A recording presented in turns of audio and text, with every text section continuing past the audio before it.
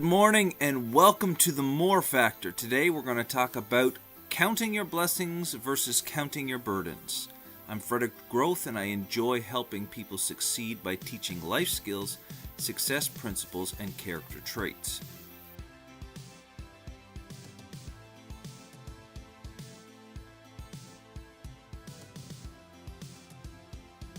Okay, so let's jump right into this morning.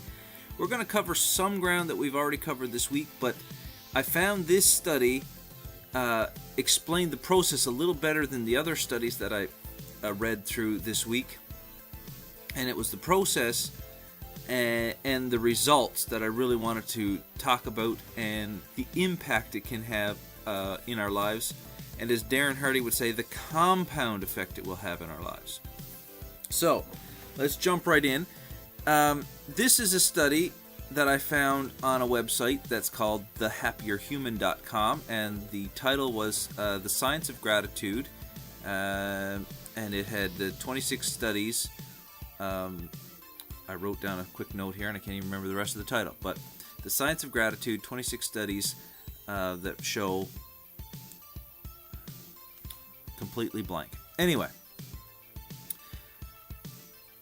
let's get into my notes on this particular one of the 26. I read down through some of them, and this one caught my attention because not only was it simplistic, but it was somewhat more definitive as well.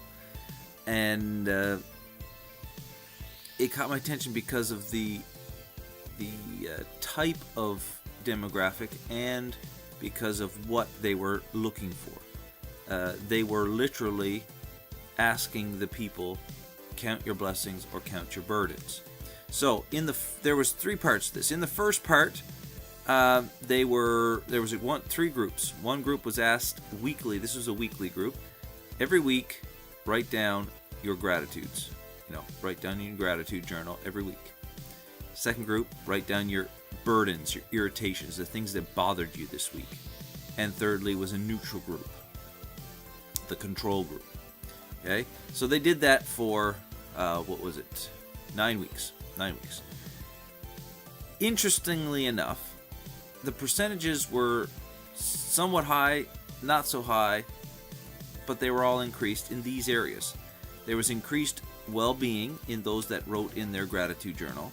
There was increased health. They exercised more, at least 40 minutes per week. And this was from them writing in their weekly journal, as opposed to the other ones who just followed their burdens and those who didn't do anything. In the second part, they upped it to 2 weeks, or down to 2 weeks, but they upped it to a daily journal. And there wasn't a big increase in the well-being, the health, and the exercise, but there was an addition to all of that. It stayed about the same percentage above the control groups, but it was added that they were more empathetic. They were more helpful to other people. That's interesting. We already talked about that. So there was increased well-being, increased health, they exercised more than the rest of them, and then it was added that they were more empathetic to other people.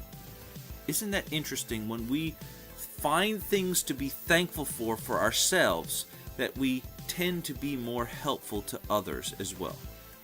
This gratitude stuff, this thankful stuff, will literally change the world if we can pass it on from one person to the next. And thirdly, this was a slightly different demographic, but had really interesting results. These were all people that had a neuromuscular disease. All of the group in this third study had the same disease. Okay, they were sick people. And there was only two groups this time. One was asked to do the gratitude journal, and it was 3 weeks, and the other was asked to do a burdens journal, and it was 3 weeks. Now, there was still an increase over the burdens in well-being and a few other areas, and their empathy. There wasn't a whole lot of difference in health, because they already had this disease and it was very well rooted in their bodies. So it didn't help their health so much in that respect. But something really curious came out of this, and they noted that in the study, that all of those that wrote in their gratitude journal got a half hour more sleep every single night. And this group didn't report themselves. The study had their closest relationship report observable differences. So somebody else was observing this. So this is really interesting. So in all this study, we've discovered that being grateful, being thankful, to appreciate the things in our lives, to appreciate other people, increases our well-being, increases our health, depending on the circumstance, helps us be more apt to exercise, to take care of our body, increases our empathy towards other people, our willingness to help, our willingness to feel what they're feeling and help them, and it helps us sleep better. I find this really cool and really interesting that preachers like myself have been using the Word of God to preach being thankful and gratitude for years. And now science is taking some of these biblical principles that God has given us and saying, well, what is the actual psychological effect that these principles are having?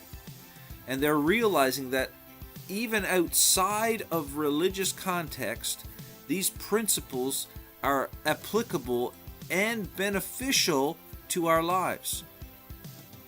So, what are you going to do about it? Are you going to take the Word of God and science together and say, you know what, I need to change my life. I need to be more grateful. So, take up the challenge that we started on Monday. 5 grateful things every day.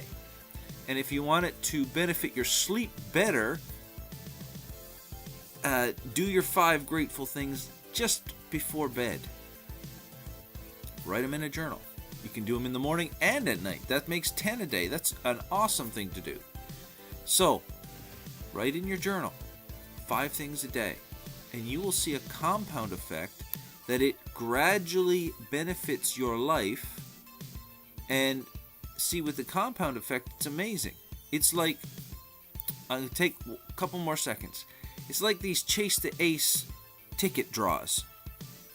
It's slow go at first, but when you get down to the last few tickets or last few cards, the hordes of people come. I have one client from my print shop that ordered last week 5,000 50-50 tickets to go along with their Chase the Ace ticket draw. She called yesterday and ordered another 5,000 tickets because more people are coming. At the end, it's a compound effect, goes slow and then it goes up really fast at the end. So in your life, by continuously holding a discipline of gratitude in your life and looking for things to be thankful for, it'll be a compound effect, and it will gradually go, and then all of a sudden your life will take an upward turn and it will just be amazing. So, I challenge you again. Be better today than you were yesterday, and be thankful. God bless you. We'll see you Monday.